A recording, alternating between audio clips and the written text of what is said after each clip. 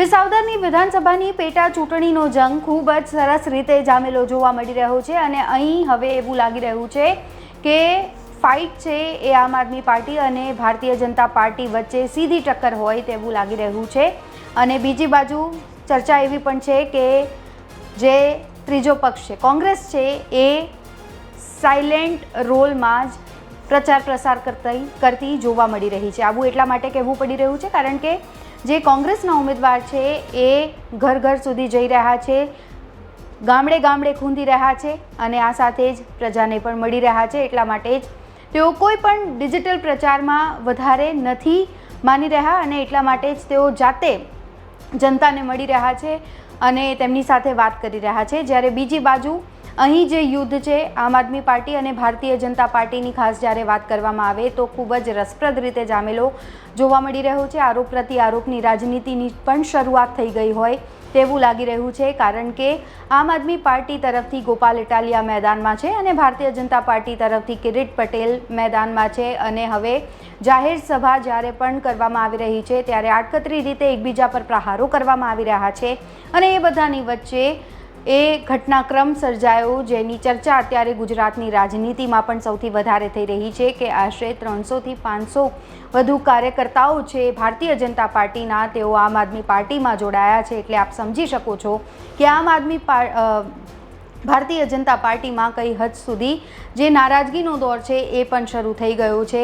જ્યારે બીજી બાજુ ભારતીય જનતા પાર્ટીના જે કાર્યકર્તાઓ છે આમ આદમી પાર્ટીમાં જોડાયા છે તો સ્વાભાવિક છે કે આમ આદમી પાર્ટીની હિંમતમાં પણ વધારો થશે અને ગોપાલ ઇટાલિયા આવનારા દિવસોમાં વધારે મજબૂત રીતે અડીખમ રીતે જોવા મળશે। પરંતુ એક વાત અહીં સ્પષ્ટ છે કે આમ આદમી પાર્ટી ફાઇટ ટફ આપી રહી છે અને ગોપાલ ઇટાલિયા છે એ પણ ભારતીય જનતા પાર્ટીને હંફાવવાનો ફૂલ પ્રયત્ન કરી રહ્યા છે। જ્યારે બીજી બાજુ કિરીટ પટેલ પણ એક મજબૂત ઉમેદવાર તરીકે નિખરી આવ્યા છે અને તેઓ ગ્રામજનોને મળી રહ્યા છે, સભાઓ કરી રહ્યા છે અને કિરીટ પટેલને ના પ્રચાર માટે ખુદ CR પાટીલ પણ મેદાનમાં આવી ગયા છે। તેઓ સભાઓ કરી રહ્યા છે, નિવેદનો આપી રહ્યા છે। ત્યારે સ્વાભાવિક છે આપણે જોઈ શકીએ છીએ કે આ જંગ છે ખૂબ જ રસપ્રદ રીતે જામેલો જોવા મળી રહ્યો છે અને અલગ અલગ નિવેદનનો દોર છે એ પણ શરૂ થઈ ગયો છે।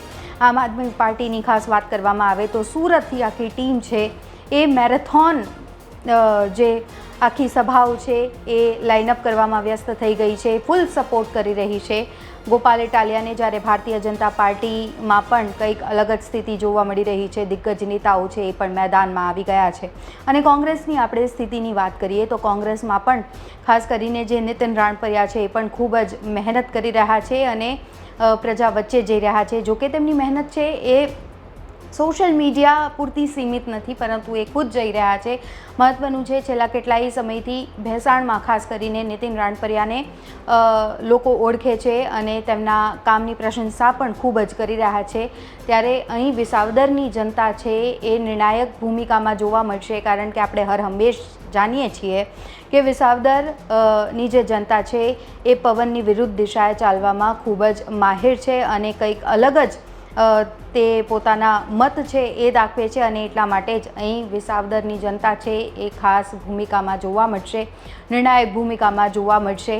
અને બીજી બાજુ એક વાત એ પણ કહેવામાં આવે છે કે ગદ્દારોને વિસાવદરની જનતા સ્વીકાર નથી કરતી અને એટલા માટે જ કદાચ ભારતીય જનતા પાર્ટીને એવું લાગ્યું હોય કે આમ આદમી પાર્ટી ખૂબ જ મજબૂત રીતે અહીં વિસાવદરમાં પ્રચાર પ્રસાર કરી રહી છે કારણ કે આપણે સૌ કોઈ જાણીએ છીએ કે આશરે 2 મહિના પહેલાંથી જ ગોપાલ ઇટાલિયા ત્યાં ગામે ગામ ખૂંદી રહ્યા હતા, જનતાને મનાવી રહ્યા હતા અને હવે તો એવું કહી શકીએ આપણે કે ગોપાલ ઇટાલિયા માટે આ રિવિઝનનો દોર છે એ શરૂ થઈ ગયો છે અને એટલા માટે કદાચ ભારતીય જનતા પાર્ટી માટે પણ ટેન્શનનો વિષય હોઈ શકે છે કે એક બાજુ જ્યારે આટલી મહેનત કરવામાં આવી રહી હોય આમ આદમી પાર્ટી તરફથી ત્યારે સ્વાભાવિક છે કે તેને ટક્કર આપવા માટે ભારતીય જનતા પાર્ટીને પણ મજબૂત ઉમેદવારની જરૂર હોય અને એટલા માટે જ ભારતીય જનતા પાર્ટીએ પછી કિરીટ પટેલ પર પસંદગીનો કળશ છે એ ઢોળ્યો હતો।